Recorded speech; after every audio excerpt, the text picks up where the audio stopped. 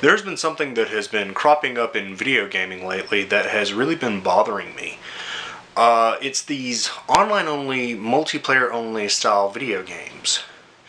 Now, I'm not opposed to multiplayer. I like things like co-op. I enjoy, fragging it up on COD or fucking Halo. I enjoy, hitting up my buddies for maybe a co-op session on any kind of game like Gears of War or for instance, Resident Evil or hell, even Dark Souls. Dark Souls is probably the biggest multiplayer game I play. But when it comes down to it, I always like to purchase video games that are very single-player and story-heavy video games. They have an emphasis on story and single player. Now, quite a few of my games, like the aforementioned Dark Souls, do have multiplayer and co-op components, but at the end of the day, they are single player games.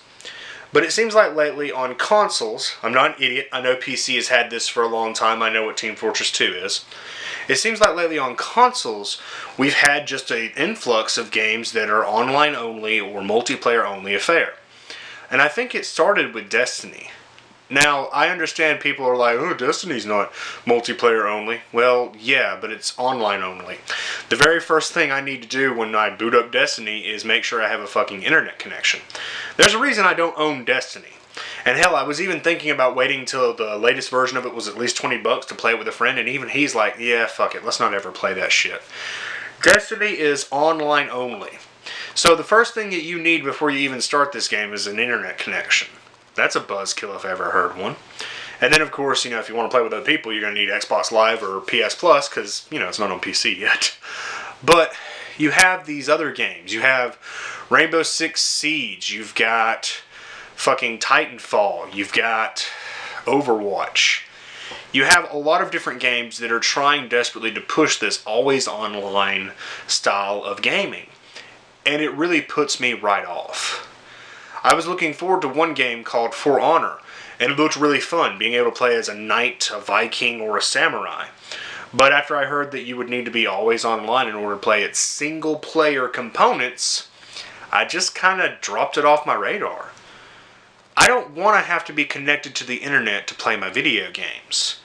The internet should not be a key component in gaming. The internet should be an extra thing, something that you can help enhance the experience. It should not be the focus. And in this video, I'm going to tell you why. What I mean when I talk about how the internet should not be the focus is if you look behind me, you'll see quite a few different games. Some of these games use the internet. Pretty much nothing on this side. Some of these games use the internet. Some of these games can have the internet enhance their experience. But at the end of the day, they're pretty much single-player games, or games that I'm able to play in co-op, offline, or online. For instance, this right here is Gears of War. I wouldn't own Gears of War if I couldn't play it by myself. I wouldn't own Gears of War if I couldn't enjoy its offline single-player campaign.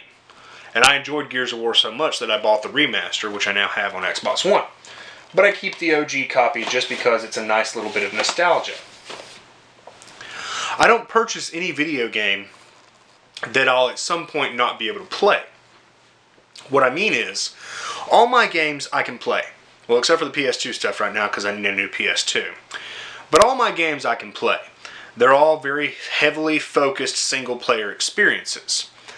I can't for the life of me fathom why someone would want to purchase a game like Overwatch that is pretty much just online only. You just play multiplayer. You can't enjoy it by yourself. And this is not me trying to say that people shouldn't be able to enjoy these experiences. I just don't really get it. What I mean is, I own also a lot of Call of Duty games. I don't know if any of them are visible. Yeah. I have Call of Duty 4 Modern Warfare.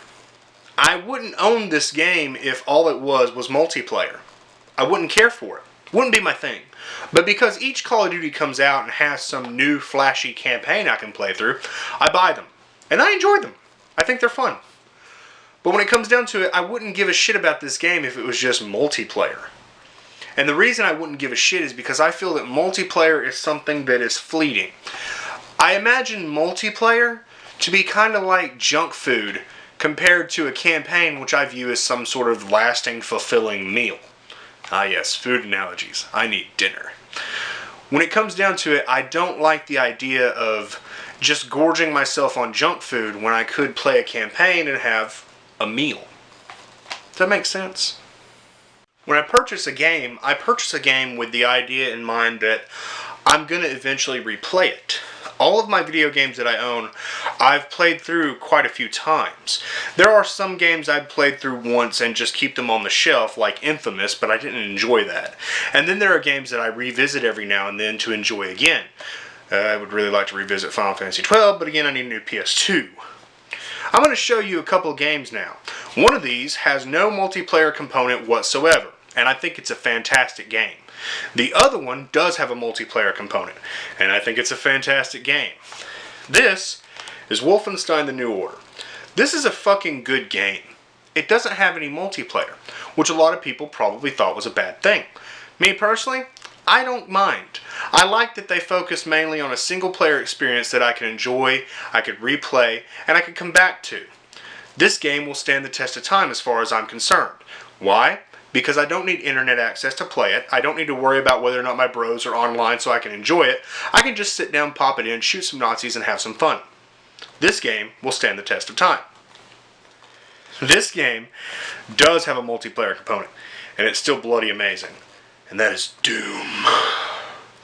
Doom has the strong single-player campaign, but it also has multiplayer, which I remember playing the beta, and I played just a little bit of the multiplayer in the final game.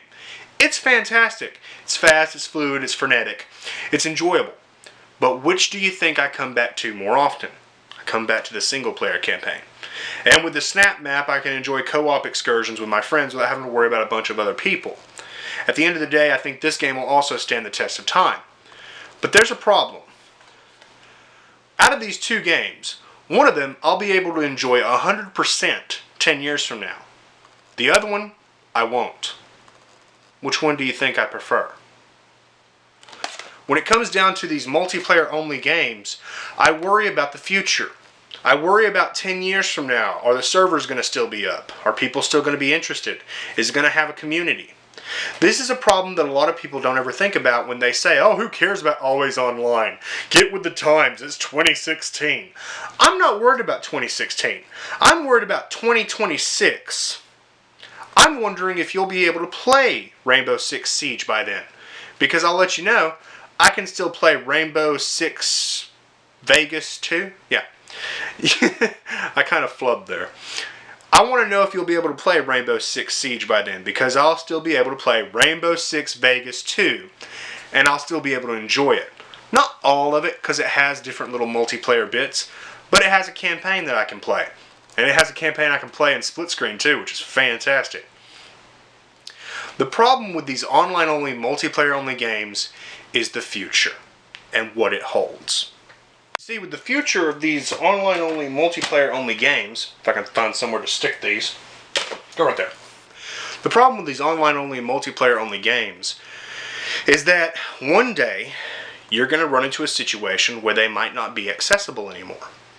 The reason I don't want to buy For Honor just so I can enjoy its single-player campaign online is that one day it very well, damn well, could be a very expensive drink coaster. And that's a problem for me. The issue I have is server upkeep, community, and internet. See, internet's not going away. The internet will stand the test of time.